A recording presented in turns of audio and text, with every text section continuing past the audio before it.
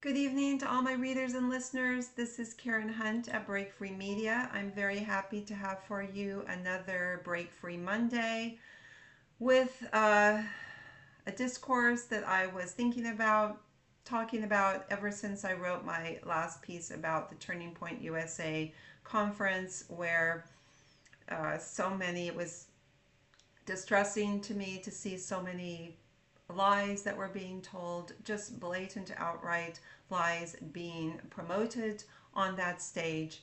And it was just disheartening, to say the least. So I wanted to carry on with that and thinking a little bit about truth and telling the truth and lies and all of that. And I've titled this piece, When It Comes to Gaza, Who is Telling the Truth? And then I have a quote from George Carlin, and he says, who doesn't love his speeches, his talks that he gave? What an amazing man he was, so wise and funny. And he said that the reason I talk to myself is because I'm the only one whose answers I accept. So we all talk to ourselves, right? We all tell ourselves stories. We, interpret things that have happened. We feel sorry for ourselves. We create a whole scenario around in our lives, particularly certain events from our past, and they become the stories of our lives, and they kind of become who we are. So we create ourselves essentially as we go along by telling ourselves stories. And quite a while back, I think it was in one of my inspirational essays, I wrote about three Jewish men who had been at Auschwitz, who were brought into Auschwitz on the same day, and they were all tattooed like 10 numbers apart from one another, these three men. And 73 years later, thanks to a project called Last Eyewitness Project, they met for the first time and they shared their stories. And their stories are so powerful. Why? Because they are true. They are true stories of survivors who experienced something. And it's so important that these stories are passed down. And I will just do one quote from one man who described what happened. He said, "You stood in line. You were naked. With a rusty razor blade, somebody cut your genital hairs. Somebody cut your hair on your head. Somebody gripped your arm. And there was a guy sitting there with a little cardboard, and he wrote down your name, and he picked up your arm, and we were lucky. These numbers were decent because the guy who tattooed me knew already how to do it. But there were some people who had numbers from here to there, meaning all the way up their arms." And another of the elderly men recounts what happened to him and how his family came in a cattle car. And all of these years later, it is still traumatic for him to speak about these things. And it has always amazed me how resilient the human spirit is, how people can overcome these incredible tragedies. And so many Jewish people that I knew growing up who would tell these stories, they had no bitterness, no hatred, no anger. They went on with their lives. They built new lives for themselves. And I just always really admired that. And I think about today, how important these stories are, that should not be forgotten. And I say this a lot in my essays and in my interviews, that we need to tell our stories to our children. We need to pass on our stories so that our children, our grandchildren, are rooted in something real, in a real history that they can call their own. Because now, what do people do? They don't ask their parent. They don't search for information. They ask Grok. They ask ChatGPT or their AI agent or whatever AI is now embedded in their technological device. That's who they ask questions of. And we can see the truth deniers are everywhere. And that's what I basically was writing about with Charlie Kirk's TP USA. There cannot be a bigger liar when it comes to history than Daryl Cooper. I mean, his lies are outrageous, but he is a brilliant storyteller. He knows how to tell a story.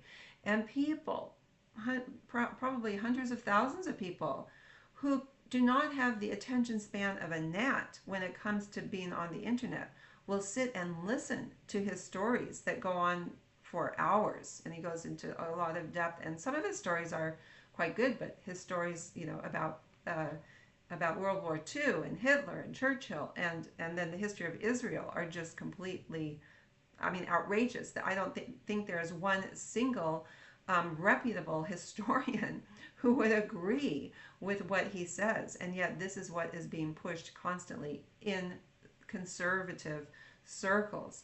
So, then I thought about, I saw online this MMA fighter, Jake Shields, who is huge on social media. He has almost 1 million followers. And his profile picture shows him proudly showing off the tattoo that he has on his arm. Now, comparing his tattoo to the tattoos of these men from Auschwitz, and there's just, the story of his tattoo cannot in any way compare to the stories of truth that these men tell of how they got their tattoos. And he is a rabid Jew hater, a Holocaust denier. He posts filth constantly online.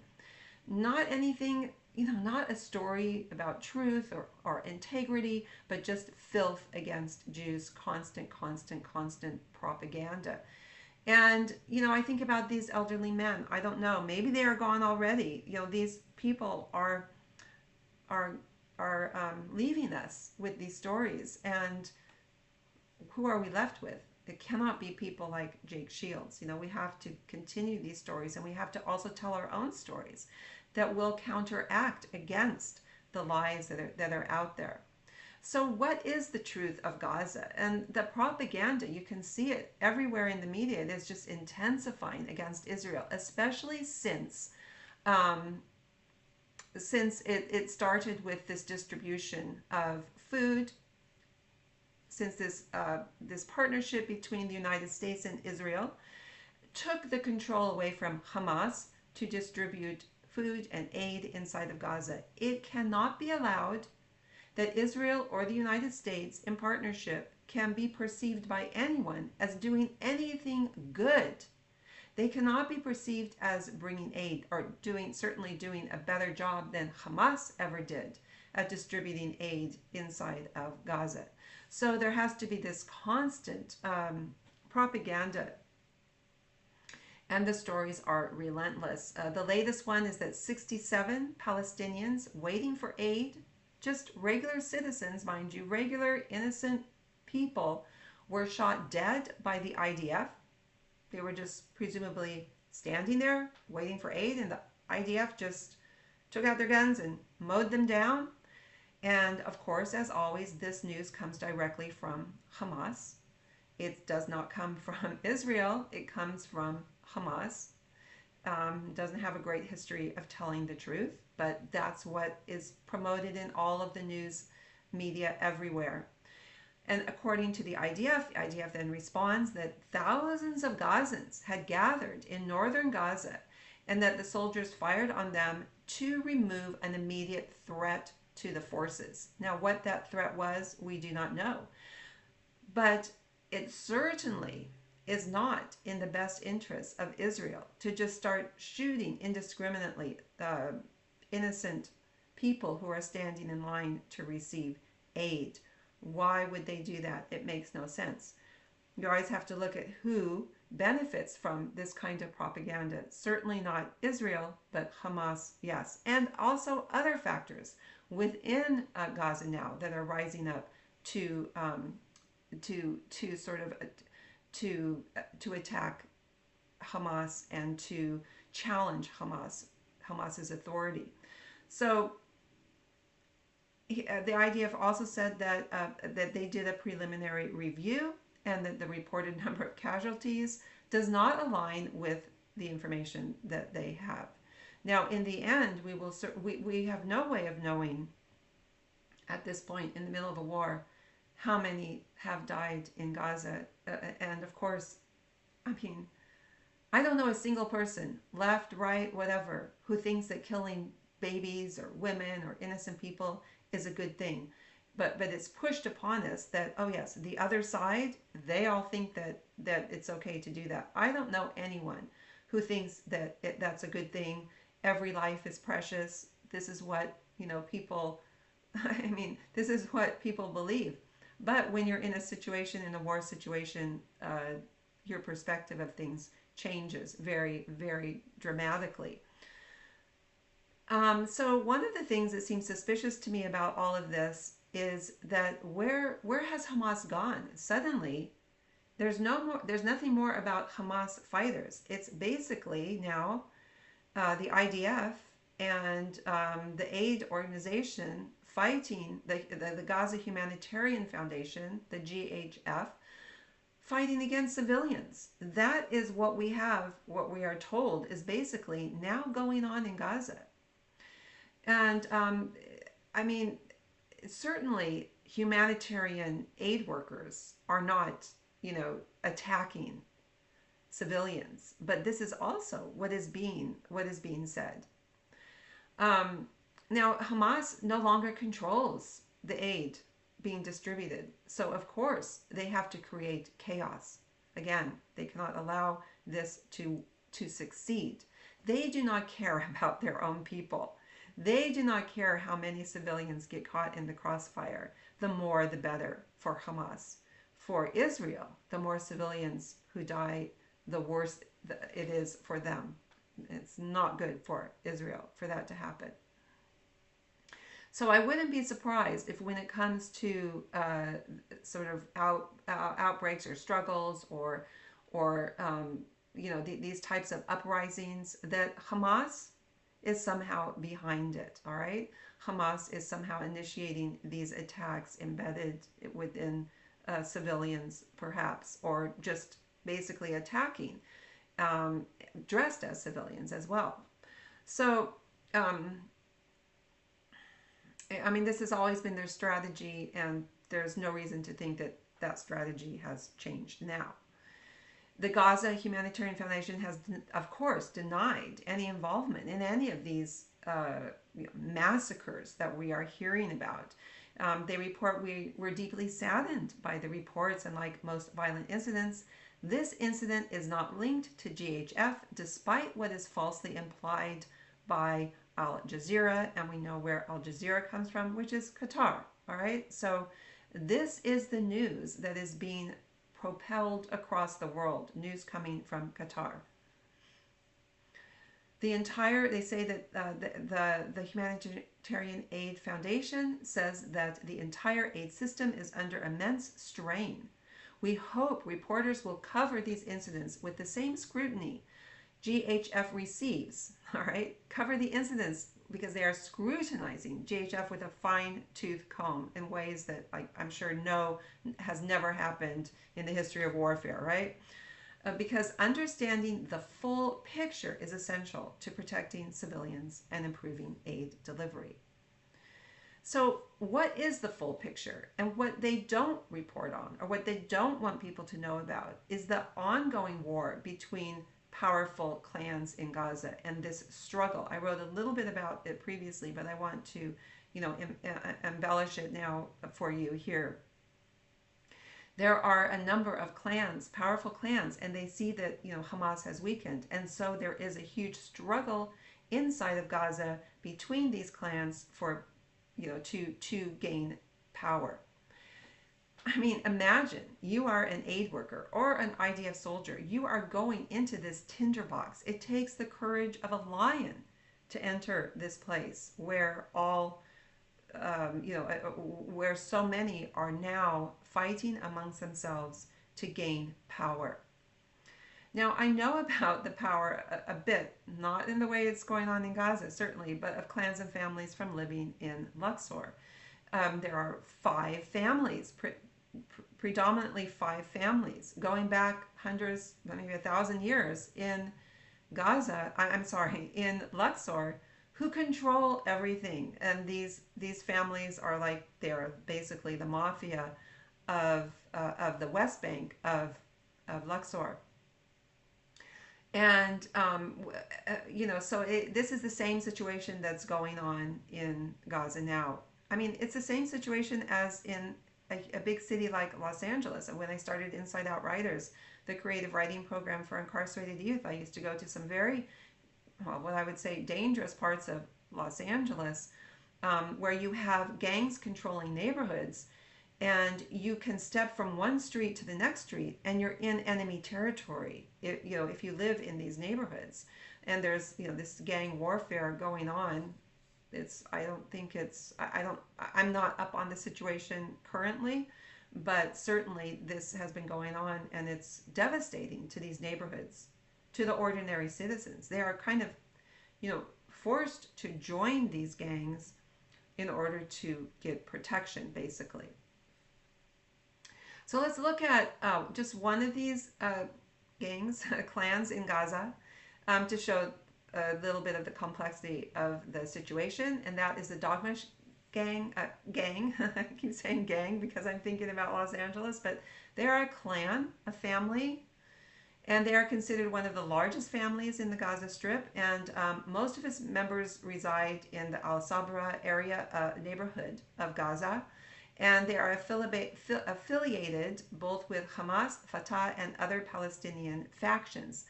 And they also support the Army of Islam Group, a small organization affiliated with the global Al-Qaeda terror organization, which is led by one of the family members, Mumtaz Dagmush. One of the major clashes between the clan and the terror organization of Hamas took place shortly after Hamas seized power in Gaza. And this is back in 2008. The clan lost 11 members of its family, and 46 others were injured. And so you can imagine this hatred is kept alive through generations. It doesn't just disappear. It might go beneath the surface, like we saw in Yugoslavia. Tito, amazingly, I lived there while Tito was ruling Yugoslavia. I was living there during that time. So, through his iron grip, through the sheer force of personality in a lot of ways, he was mastermind, he was able to keep Yugoslavia united. But the minute that he died, all of those underlying hatreds that were fermenting beneath the surface rose up, and it just created a hellish hellhole for so many people. It was just horrific. And then it breaks out, and then it dies down. But these things never really go away completely. So 2 weeks ago, Hamas executed the clan's head. And this was considered to be a harsh judgment to send a message to all the other clans, because the head of this clan had made contact with Israel to try and negotiate some sort of peace, or it's alleged that he had tried to do this. So imagine the situation here. Anyone trying to reach out to Israel to make some sort of peace is in danger of being killed, tortured. It stops the people from even trying to make some sort of peace. It just keeps this war going on and on and on. And then, of course, they kill this person, and then where does the focus go? It goes back onto, fighting between these clans instead of trying to create some kind of peace. So these armed clans, they are reasserting their authority in the Gaza Strip.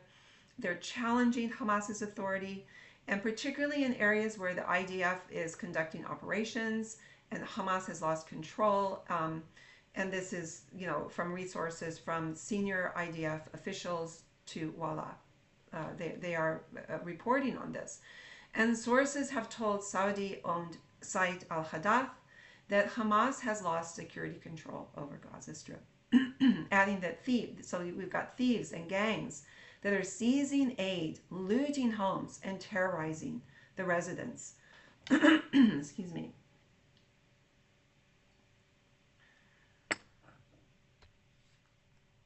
So they're looting warehouses, and they're shooting to protect their members from Hamas security forces.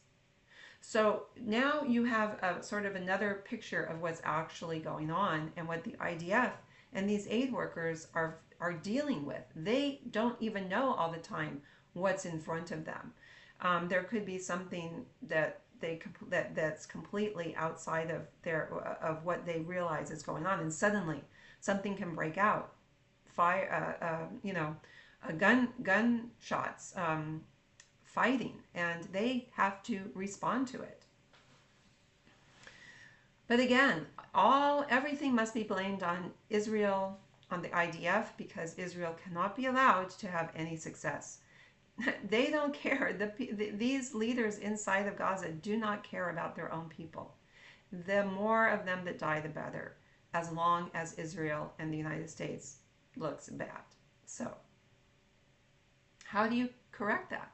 It's impossible unless the leaders themselves give up their self promotion and their sort of their own desires for power, and start caring about their own people. But even when they do, if they try to reach out to make peace, as has happened, as I told, they are killed for trying to do that.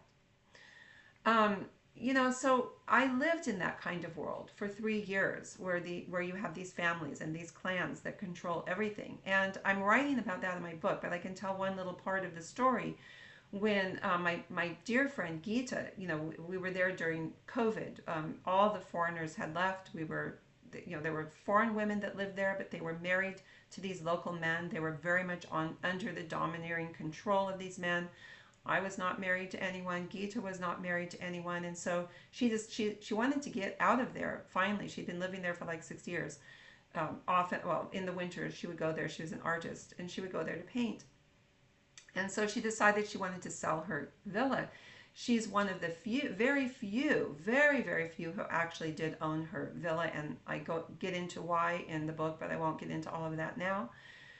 But the situation that arose the minute that she decided to sell her villa, there became a sort of rivalry between her neighbor, this man who had been her neighbor for years, who was quite well-to-do in the tourist industry, and he wanted to take over her villa, basically buy it if necessary, because she owned it, but he would much rather have just taken it by force. But against him, he was from a village, because all these villages are connected one to the other, and you have villages that are friendly with one another, and you have villages that are not friendly with one another, and it's a very, very complex situation. So within his village, there was actually a rival family who also wanted this house, this villa, for themselves. Now, Gita and I did not know that until the very end, but that's what was going on behind the scenes. And there were a lot of things that happened that where Gita got caught in the crossfire, which I won't talk about here because I write about all of that in my book. But the whole thing was that in the end, the men of this family gathered outside of Gita's villa one night, and we were told they were going to take over this villa in the night, and we were going to, who knows what would happen to us. So this was a very, very dangerous situation. I've written about it also. I've written parts of this also on Break Free in the section about my Egypt experiences. But I made a choice to go down to the gate and talk to these men, and talk to the neighbor and confront him directly. And again, I won't go into all the details, but it ended up that because I did that, because I had the, chutzpah, the courage, whatever you want to call it, to go down and do that, rather than just wait inside this place to be attacked, which was what was going to happen. I was able to convince the head of this clan to come in and sit down with Gita and have a conversation.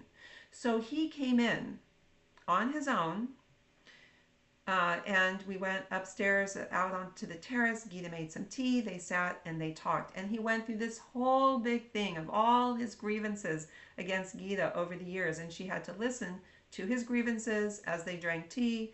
I won't go into all of what things like, you always complain about my children. Did you ever come over to my home and have tea? And she had to say, no, I didn't do that. No, I didn't do that. And just, go along with what he was saying.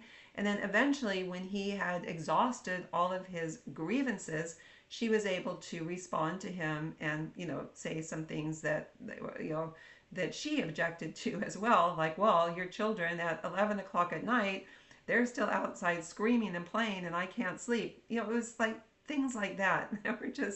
It was really interesting to me to see what actually, how this whole process went. At the end of it, Gita had to make a deal with her neighbor. She understood finally at this point that she had basically no choice. It was all very polite on the surface, but she knew that if she did not make a deal with her neighbor, she was not going to get out of there perhaps alive, basically. And so eventually, maybe 3 o'clock in the morning, they actually did sign a contract where she sold her villa for much, much, much, much less than it was worth. But she still, she sold it. She was able to actually, which basically never happens in Luxor. And I think a lot of it, I was there as a witness. They knew that I was a writer, that I'd written articles for Egyptian news and things like that. And I had stood up previously to some men and actually won in that battle against those men. So they had actually respect for me. So she was able to, so she signed that paper. But I did ask her neighbor at the end of this whole sort of process of diplomacy, what would you do if Gita had not agreed? And he said, well, because there was this other family, rival family, who was saying wanted to buy it as well. And he simply said, well, then I will kill them, I will kill anyone, I will kill her, I will kill anyone. This villa belongs to me. It is my right, and I will have it. So, so that was the process that we went through in order for her to, and that was not the end of it, because after that, she had to endure a lot of terrorizing, to even where we just had to get out of the villa and move someplace else that was safer, because he still wanted to, and other factions still wanted to try and just take it from her by force, force her to just say, okay, just take it and leave the country. But the thing is, it was during COVID. She couldn't leave. If it hadn't been for COVID, she might well, because many times she said, I just want to get out of here, Karen. If I could get on a plane right now, I don't care anymore about the money. And this is often what they do, just harass you and torment you and terrorize you until you give in to what they want you to do. So, so it's hard to understand these kinds of things when you're on the outside, looking in. It's very, very, very difficult. And so that I just wanted to sort of give that sort of overview so people understand a little bit better. These are tribal areas. They think differently than we do in the West. And I think a lot of times it's a mistake of, our governments that you can see what's happening in Syria now with al-Jawlani. He is a terrorist. Just because he put on a suit and trimmed his beard doesn't mean he is any different inside. We now see what's happening to the Druze. And again, Israel is defending them, and Israel is being made out to be the enemy that's just indiscriminately killing. There was this church that was bombed in Gaza, which is horrible. And I can guarantee you 100% the IDF does not go around wanting to bomb churches on purpose. And there is a video now, I'll include it here. There is a video of worshipers inside the church. The church is not damaged one single bit. There's a picture that's being circulated of the top of the church where there's a little bit of damage on the top next to the cross.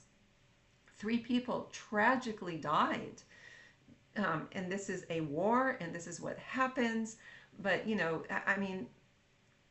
I think there's been like over 900 churches were burned, in Canada over the last few years, something like that. I don't know the figures off the top of my head, but there's something wrong when it is constantly, everything in the news has to be against Israel. That Israel can do absolutely nothing right. So I want to say that my heart goes out to the people of Gaza, to the children of Gaza.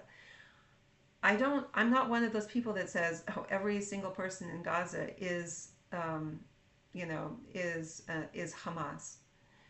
I worked with youth in Los Angeles. I understand the gang situation. It's like that. It's the same kind of thing where you kind of have no choice but to join the gang. It's very few people who have the courage to stand up against something like that. And so my heart goes out to these people. But I put the blame on Hamas. I put the blame on the leaders in Gaza who are doing this to their own people, and they are not stopping because of their thirst and lust for power and wealth for themselves. So I started with that little quote from George Carlin that we tell ourselves these stories because we're the person who's going to believe them, right? So we can comfort ourselves with the stories that we tell ourselves, but we must also be aware, not be deceived, and try to be as honest as we possibly can with ourselves. And I want to quote Fyodor Dostoevsky, the brothers Karamazov, just in closing. Above all, don't lie to yourself. The man who lies to himself and listens to his own lie comes to a point that he cannot distinguish the truth within him or around him, and so loses all respect for himself and for others. And having no respect, he ceases to love. And that's my discourse for you today, this evening. Yeah, a lot on my heart about that. The truth, the truth can be very, very complex. It isn't the little, sound bites that we hear in the news. We need to understand. And again, we have storytellers like Daryl Cooper who tell these fabulous stories, but they are not the truth. And so I've tried to give you a little bit of the truth of what's actually going on in Gaza right now, the challenges that the people face who go in there, and relating it to my experiences in Luxor. God bless you all. Thank you so much for being here with me. Have a beautiful, beautiful evening, and God bless. Thank you.